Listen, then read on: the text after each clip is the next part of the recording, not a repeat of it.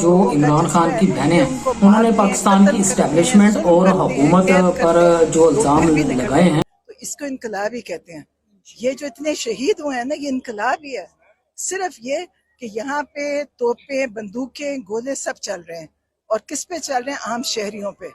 آپ دیکھیں ہماری فوج کا کام تھا ہماری حفاظت کرنا، دشمن کے اوپر گولی چلانا. انہوں نے اپنے معصوم بچوں پہ گولی چلائی اور آپ کو یاد رکھنا چاہیے، ان سے پوچھنا چاہیے انہوں نے گولی کیوں چلائی.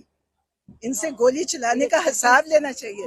اور میں آپ کو بتاؤں میں ان سے بالکل میں کہتی ہوں یہ کوئی یہ نہیں ہے کہ یہ سب شہید جو ہو گئے ہیں کوئی پوچھے گا ہی نہیں، ان کا سب حساب دیں گے. اور جس نے چلائی ہے وہ اس کا حساب دے گا اور اسے پوچھا جائے گا، اس کی سزا بھی ہوگی، اس کا حساب بھی ہوگا، چاہے جو مرضی ہوں گے. آپ کا خیال ہے جنہوں نے بلڈنگوں پہ کھڑے ہو کے چلائی، جس نے کور کمانڈر کے گھر کے باہر، آپ اس بچے کو نہیں بھولے جو سب سے پہلا شہید ہوا تھا لاہور کے اندر، پتہ ہے نا آپ کو؟ بچہ جوان بچہ تھا، اس کا نام نہیں ضلع شاہ تو دوسرا تھا، یہ اس کا نام مجھے یاد آ جائے گا. وہاں تصویر لگی ہوئی ہے. عبداللہ وزیر بھی ہے ایک جو لاہور میں، قدیر تھا جو لاہور میں کور کمانڈر کے باہر جس کے سر کا نشانہ لیا گیا تھا، اور جس نے لیا تھا وہ بھی پکڑا جائے گا، وہ بھی حساب دے گا. جس کے کہنے پہ یہ گولیاں چلا رہے ہیں وہ بھی حساب دیں گے انشاءاللہ.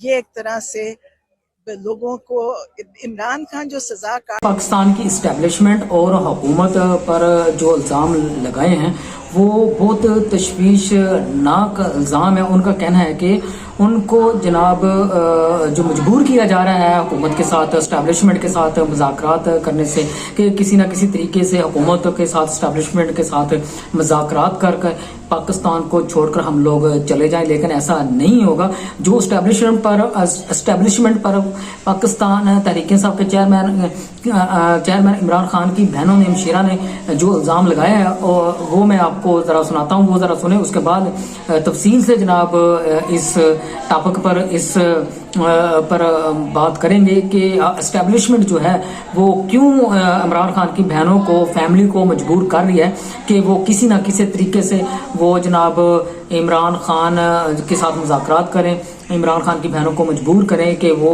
اسٹیبلشمنٹ کے ساتھ اور حکومت کے ساتھ مذاکرات کریں اور یا ملک سے باہر چلے جائیں یا خاموش ہو کر ان کو اس شرط پر رہائی ملے گی کہ وہ بنی گالہ جو ہے وہ بیٹھ جائیں اور جو آنے والا الیکشن ہے اس میں وہ جناب کھل کر اپنی پارٹی کو اور وہ خود الیکشن میں حصہ لے سکیں گے. لیکن عمران خان کی فیملی اور عمران خان نے پہلے انکار کر رکھا ہے کہ کسی قسم کی حکومت کے ساتھ، اسٹیبلشمنٹ کے ساتھ جو ہے وہ مذاکرات نہیں ہوں گے، ڈیل نہیں ہوں گے، کیونکہ میرے اوپر جتنے بھی الزام لگائے گئے ہیں وہ جناب تمام کے تمام سیاسی بنیادوں پر ہیں.